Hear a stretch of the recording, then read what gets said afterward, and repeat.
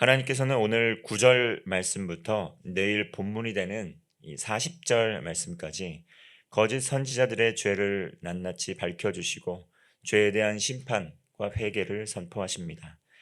그들이 영적 지도자로서의 책임을 잊고 자신들의 말을 하나님의 말씀처럼 전했기 때문에 하나님의 진노가 그들 위에 있었다는 것입니다.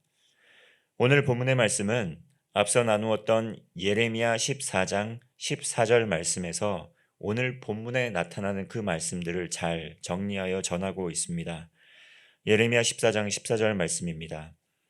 여호와께서 내게 이르시되 선지자들이 내 이름으로 거짓 예언을 하도다.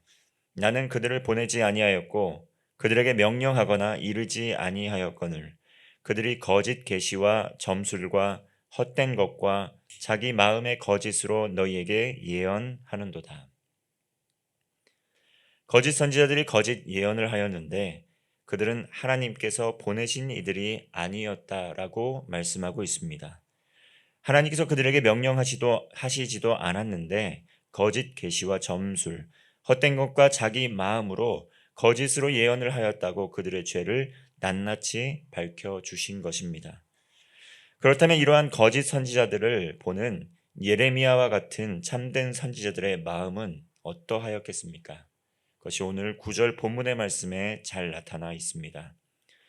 선지자들에 대한 말씀이라 내 마음이 상하며 내 모든 뼈가 떨리며 내가 취한 사람 같으며 포도주에 잡힌 사람 같으니 이는 여호와와 그 거룩한 말씀 때문이라. 하나님의 말씀을 갖고 있는 그 예레미야와 같이 참된 선지자들은 하나님의 말씀을 받을 때 두렵고 떨림 가운데 그 예언의 말씀을 들었습니다. 그들의 우상 숭배와 불법으로 인한 심판에 관한 예언의 말씀을 들을 때 결코 예레미야의 마음은 편치 않았다라는 것입니다. 그의 마음은 그와 같은 참된 선지자들의 마음은 상하고 뼈가 떨리는 것 같이 정신이 혼미한 마음이 들었다는 것입니다. 거짓 선지자들은 그들의 악행 때문에 심판이 임박했음에도 불구하고 하나님의 말씀을 분별하지 못했습니다. 그 뜻을 헤아리지 못한 채 사람의 마음에 기쁨을 주는 말만 했다는 것입니다. 그러나 하나님의 사람 예레미야는 어떻습니까? 하나님의 말씀을 가감없이 그 심각성을 깊게 깨닫고 있었기 때문에 그 말씀을 전해야만 하는, 그 말씀을 간직하고 있는 그의 마음이 심히 상하고 온몸이 떨리는 것과 같은 고통을 느꼈다는 것입니다. 오늘날 우리의 삶을 돌아보게 될 때 우리는 어떠한 말씀에 귀를 기울여야 합니까? 승리에 도취되어서 또 나의 삶에 문제가 없기 때문에, 아니면 나만의 문제에 함몰되어서 나라와 민족이 위기의 상황으로 가고 있는 것을 도외시하고 있지는 않습니까? 한 민족, 특별히 북한은 우상 숭배와 불법을 저지르는 독재 세습 정권에 의해서 고통을 당하고 있습니다. 성경을 알게 힘썼던 하나님의 사람들이 일어나고 또 그 땅 예전 평양에서는 회개를 선포하며 대부흥의 역사가 일어났었습니다. 전쟁이 일어나고 그 땅에 있는 모든 교회들이 강압적으로 문을 닫아야만 했다는 것입니다. 그러나 남한은 그렇지 않았다는 것이죠. 3년 사이에 북한에 있는 모든 교회의 흔적들이 모조리 지워졌습니다. 그리고 대부흥의 역사의 현장에는 현재 우상이 우뚝 서 있다는 것입니다. 그 결과는 어떻습니까? 수많은 사람들이, 아직도 북한 땅에 있는 많은 사람들이 고통을 당하고 있습니다. 우상 숭배자로 인해서 땅이 황폐해졌고 자유 없이 살아가고 있습니다. 세상의 공포를 불어넣고 불법이 성행하는 황폐한 곳이 되어 버렸다는 것입니다. 이것은 단순히 우연하게 일어나는 사건이 아니라는 것을 우리는 기억해야 됩니다. 복음을 멸시하고 하나님을 적극적으로 대적하면 어떠한 일이 일어나는지 극명하게 보여주는 예가 바로 그것이라고 할 수 있습니다. 그렇다면 우리나라 대한민국은 현재 어떻습니까? 한국 교회와 우리의 삶은 어떻습니까? 놀라운 경제 발전으로 한강의 기적을 이루어냈습니다.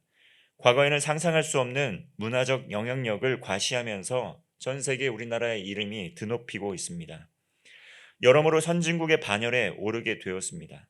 과거에는 상상할 수조차 없던 기적적 사건이라는 것을 여기 계신 모든 분들은 아마 동의할 것입니다.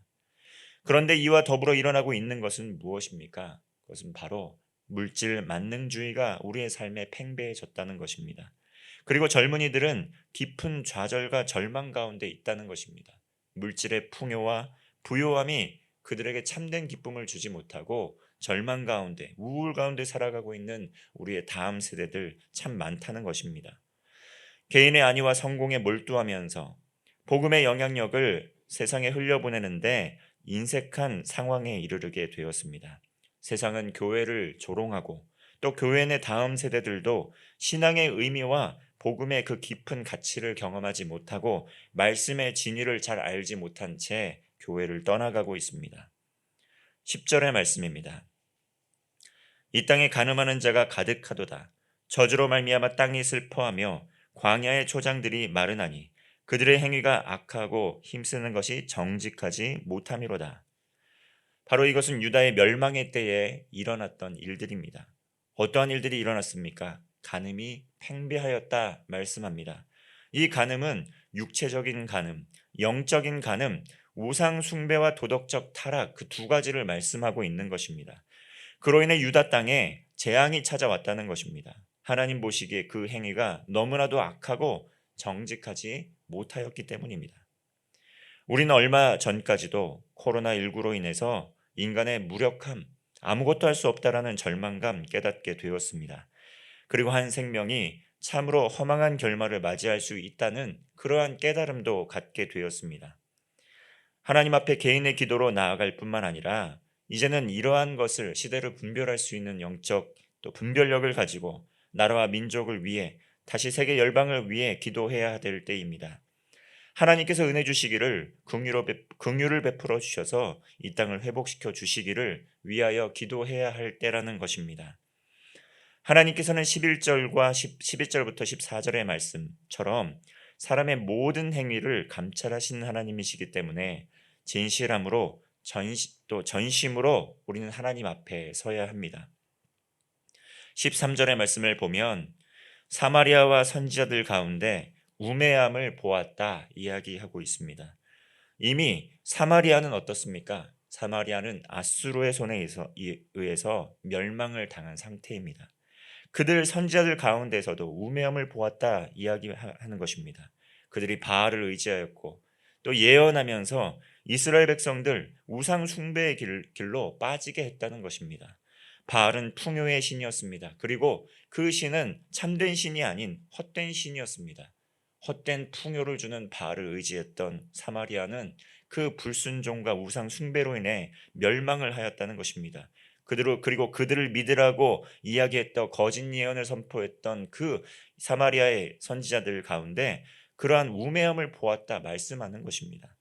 14절의 말씀을 보면 사마리아뿐만 아니라 예루살렘 선지자들에게서도 가증한 일을 보았다고 말씀을 하고 있습니다.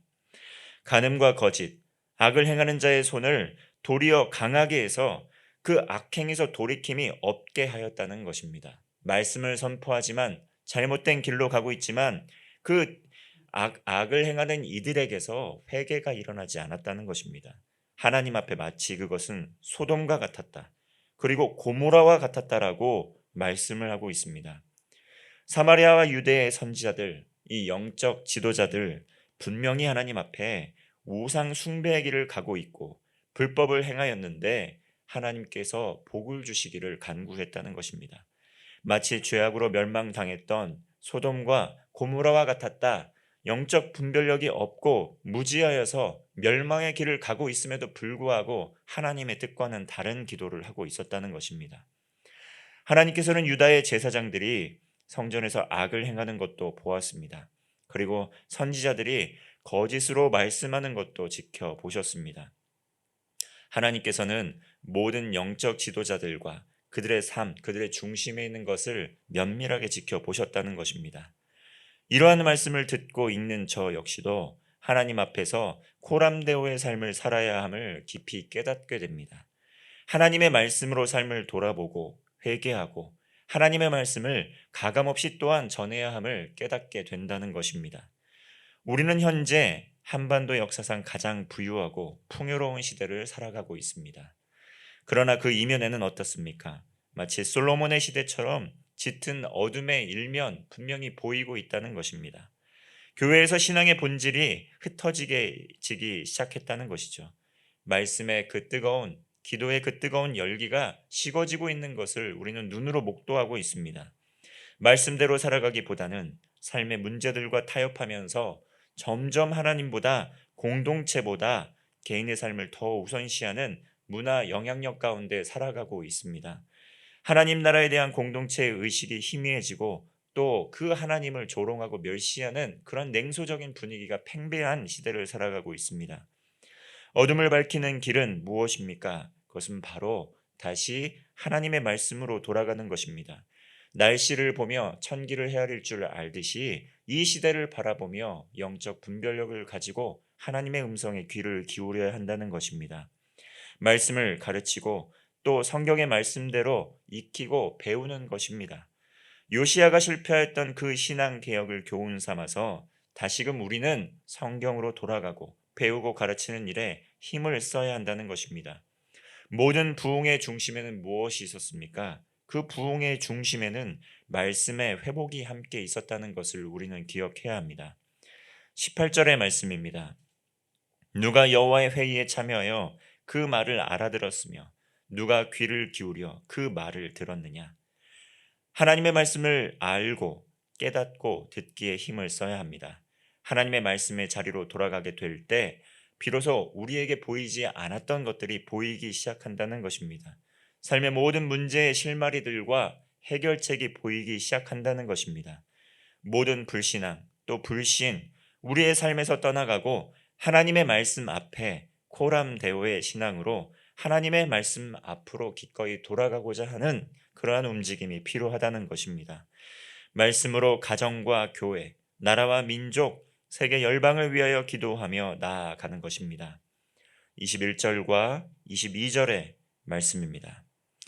이 선지자들은 내가 보내지 아니하였어도 다름질하며 내가 그들에게 이르지 아니하였어도 예언하였은즉 그들이 만일 나의 회의에 참여하였더라면 내 백성에게 내 말을 들려서 그들을 악한 길과 악한 행위에서 돌이키게 하였으리라.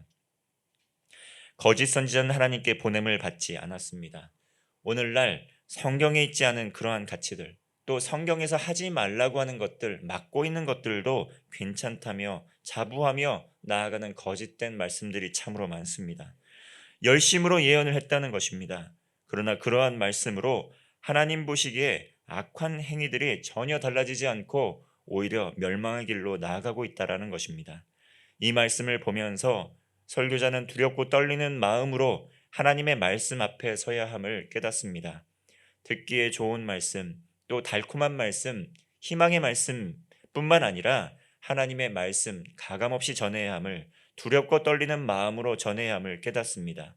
그리고 그 말씀을 듣게 될 때 하나님의 마음을 헤아리고 그 말씀에 또 개인의 삶을 비추어 보아야 함도 절실하게 깨닫는다는 것입니다. 하나님의 말씀에는 능력이 있습니다. 진정한 하나님의 말씀이 삶에 비춰지게 될 때 진리의 영이신 성령님께서 조명하여 주셔서 회개의 영을 부어주시기를 기도드립니다. 우리의 삶에 있는 모든 불신앙이 사라지고 불신이 떠나가게 되고 가정과 교회, 나라와 민족, 이 불신앙에서 떠나서 악한 길에서 떠나서 우리를 통하여 예수 그리스도의 그 축복이 흘러가기를, 예수 그리스도의 복음의 증인으로 살아가는 저와 여러분이 되시기를 기도드립니다. 기도하겠습니다. 하나님, 삶에 우상 숭배와 불법이 있음에도 불구하고 하나님의 말씀을 듣지 못하고 하나님의 말씀을 벗어나 거짓 예언과 세상의 헛된 신을 의지하였던 저희였음을 회개합니다. 하나님의 말씀의 자리로 돌아가 두렵고 떨리는 마음으로 그 말씀을 듣고 말씀이 삶이 되도록 변화시켜 주옵소서. 잠든 성도, 진정한 예배자가 되어서 복음의 증인으로 살아가게 하여 주옵소서. 끊임없는 삶의 고민, 걱정, 염려로 인해서 하나님을 섬기는 마음이 분산되지 않게 하시고 하나님께 시선을 두고 먼저 하나님의 나라와 하나님의 의의를 구하며 하나님의 말씀을 가슴에 품고 믿음으로 살아가는 성도의 삶 되게 하여 주옵소서. 이 나라 민족을 불쌍히 여겨주시고 위정자들에게 하나님의 지혜를 주셔서 바르고 선한 길로 나아갈 수 있는 분별력 또한 허락하여 주옵소서. 담임 목사님 또 모든 일정 중에 함께하여 주시고 치유의 과정 중에 함께하여 주셔서 영육 간의 강건함으로 함께하여 주셔서 우리 온 교우들이 마음 모아 함께 기도하니 우리의 눈물의 기도를 들으시고 치유와 회복의 역사 또한 부어 주시옵소서.